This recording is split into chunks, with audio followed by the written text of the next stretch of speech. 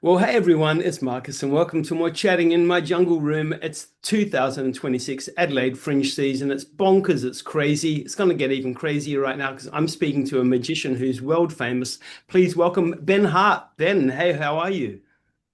Good, thank you. How are you? Yeah, good, thank you. And how is the Adelaide Fringe treating you so far?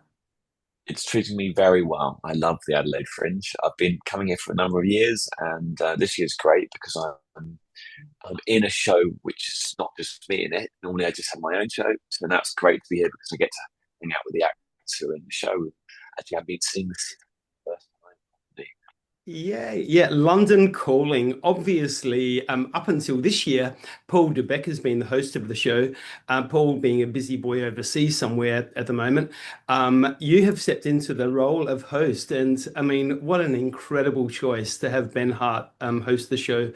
Um, what is obvious every year this so London Calling's been happening for quite a few years now. Every year it comes back with, new entertainers, new acts, all that kind of stuff. It gets swapped and changed around. What is different to this year's London Calling to what we saw last year, apart from the host, of course?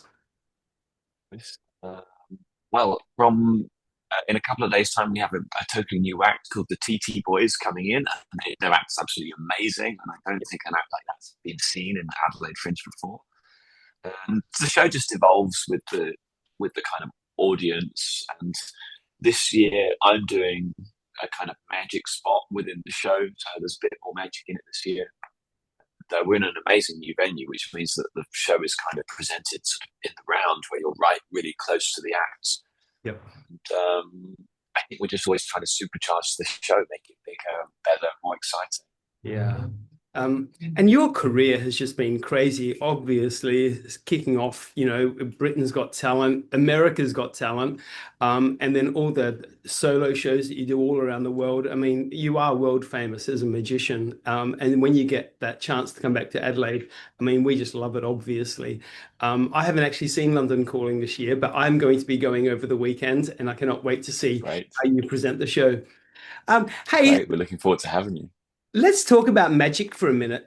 Uh, in this day and age where, there's so much stuff online where, people are showing how tricks are done, etc. Does that actually make your job more challenging to constantly having to raise the bar and come up with new ideas? I think there's maybe some element of that, but the truth is that like we live in a world of information overload, Yeah. and most of my work is as a live entertainer, and I thrive on the audience being there in the room together.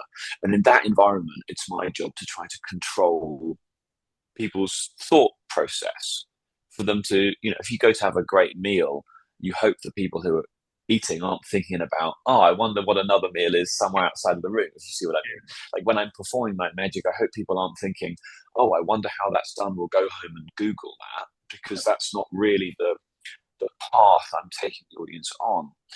And the truth is that all the great magicians don't put their secrets online. The ones that do are, not secrets that are worth keeping, I think. Yeah, And so good. it's very interesting. I Yeah, mean, I'm like, I exist at the end of a long line of like personal lessons. Like I had mentors that taught me secrets, and they had mentors that taught them secrets. And I mean, we protect those secrets very preciously. Hey, I've asked another magician this just only last week. I'm going to ask you as well. Have you ever been to a magician's show, somebody else's, and seen them do an illusion, and you were kind of like totally boggled to how that actually occurred? Yeah, that does happen. Yeah, but it's like being some sort of addict, in that once you get addicted to that thrill of being amazed, but you're a magician, right, you get that feeling less. So Yeah. you have to hunt more to try to find that feeling. I travel all over the world to go and see magicians who I'm told might fool me or something. We go Mm. to magic conferences and try to share ideas, just hunting for that thrill of bafflement, which gets less and less and less as the years go by, unfortunately.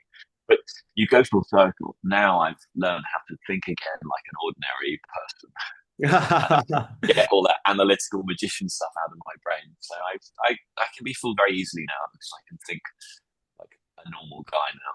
Yeah, it's about taking off that magician's hat. and Yeah, for being, sure. putting on the hat of the audience member. Yeah.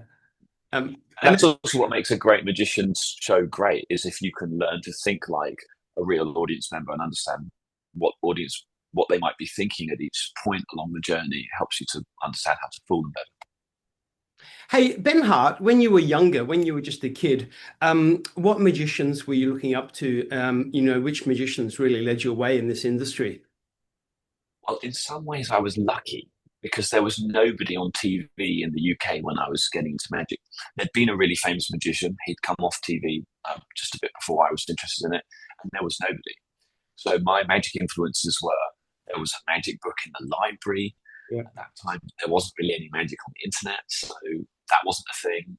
Or YouTube, I couldn't really see anyone. So I went out and hunted down the local magicians in my area, took lessons from them. And I didn't really have any magical influences until I was already kind of performing. Yep. And I think that's been good because it's allowed me to develop my own style as opposed to be emulating whoever was popular at the time. Yep. But now, I mean, now if you go online, you can see videos of all the great magicians stretching back right back to the magicians of the 1950s. Their videos pop up, and you think, "Wow, I wish I'd seen all of that when I was younger. I might have been better." I don't know. Yeah, I think you're doing all right. You have got no fears there at all, my friends. Hey, so talk about now then. What magicians do you put on a pedestal at the moment? Have you got a couple? Well, it sounds terrible to say this, but I hardly watch any magic because I'm out doing my show every night. And so I live in a bubble of like, it's, in fact, I was just a couple of weeks ago, I was at a magic convention and I was amazed at some of the things I was seeing because I was like, wow, I've been living in this bubble. I haven't seen. Um, I mean, there are some magicians working in other languages that are doing some absolutely amazing, amazing things. But in the English speaking world, probably, I think Penn and Teller are still really interesting. They're still doing work that feels challenging and different. And yeah, I mean, a lot of magic we see now isn't really the style that excites me, which is I'm really interested in how you hold an audience in the room at a live show, as opposed to what you see on YouTube or on Yeah. TikTok or whatever. Yep. And there are some like TikTok stars who are doing amazing magic on that platform, but probably wouldn't be able to hold an audience. Yeah. And I'm always sort of saying to my agent, who's saying, "Oh, you should post more on social media." And I'm saying, "Well, hang on a second. I'm used to holding an audience for an hour as opposed to a short form thing." Yeah, no, I get you. It's a crazy world. I mean, there's just so many platforms you can work on these days. Hey, Ben, I just spied your watch. That is Oh incredible. yeah, Yeah, look at that. That's nuts. That Salvador Dali vibe. Hey, with your illustrious career that has, spans many, many years now, what's a moment for you? And I'm sure you've got many, but what's a moment that you're most proud of? well, sometimes pride comes in the little places where you don't, it's hard to share what brings you pride. It's not always the big things. Yeah, In my correct. career, I've done many big and exciting things that people might think are my most proud moments that for me are moments I, wish I could erase or wasn't happy artistically with how I delivered the performance or whatever. Um, well, that's such a hard question, isn't it? What brings you pride? I, for me, it comes when I've had a problem that I haven't been able to solve.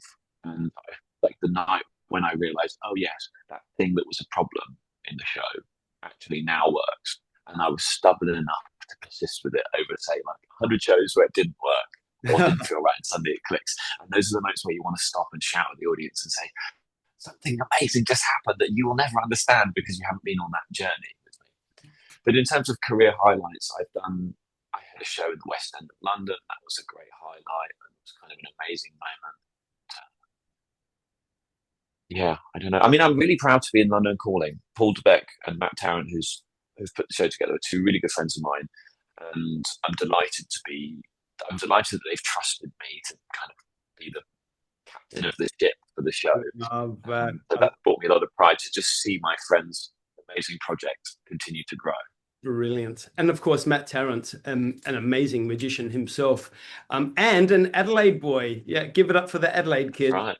That's right. That's right. And Paul DeBeck, who was co-created the show, was hosting it for so long, has been doing the Adelaide Fringe for many, many years. So Yeah, we all feel I mean, even for me, I think it's my sixth or seventh Adelaide Fringe. Yeah, Feels like home, really, in a way. I spend more time in Adelaide than I do in pretty much any other city good. Don't change because I'm that. always on the road. I love that. I love that. Yeah. Hey, let's talk about Adelaide Fringe then. What is it about Adelaide Fringe that you love? I love the balance of the Adelaide Fringe of between people going out and having food and having a drink and watching shows. Yep. Um, there are other fringe festivals all over the world where the balance isn't quite the same, where people feel very rushed. They're rushing around to many, many shows. I think that Adelaide's got the right pace to it. Yep. And the venue sites are great here. You can spend a whole day just sitting by the lake having champagne or whatever.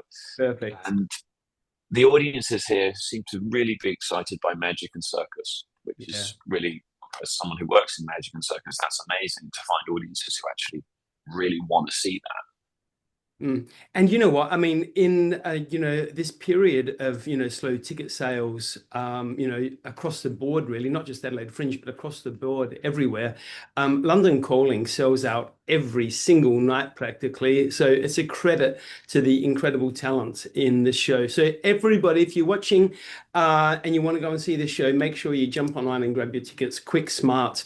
London Calling runs from Friday the 20th of February, which is way past, right up until Sunday the 22nd of March, which is the very end of the Fringe, playing in Gluttony. Go and have a little champagne by the lake, Ben's recommendation, and then go and have a little nibble at the cart at the what are they called? Little buses and trams, or I don't know, food carts. That's what I'm Food looking carts, for. that's right. And then go and catch London Calling, and then go and see another show afterwards. Have a big night out, everyone. Hey, one last. We're an early show, so we're a 6:30 show, so there's time to see a second show if you want easily. And on Sundays we do a 4 o'clock matinee show, so even better. So you can probably catch 3 shows. Have a big night. Yeah, you can. Yeah. Babysitter, everyone. Hey, Ben, one last question. When you're not performing, when you're not sleeping and resting, is there anything you love to do when you come to Adelaide? I go pretty much every day to the botanical gardens and just walk around and just sit there and lay in the shade and think. Pretty much every My day. That's my favorite. go-to space. The Adelaide Botanic Gardens is the inspiration for my home, obviously. If you ever get bored of Yeah, I thought you were there. you can come and walk around my apartment. There you go. Ben Hart, what an absolute pleasure chatting to you. We are old friends now, and I love it. I love catching up every time you get to Adelaide. I'm going to see London Calling on the weekend. I'll give you a big hi at the end. Have a great Adelaide Fringe, and I will see you at the venue. Thank you. Lovely to speak to you. See you soon. See you, buddy.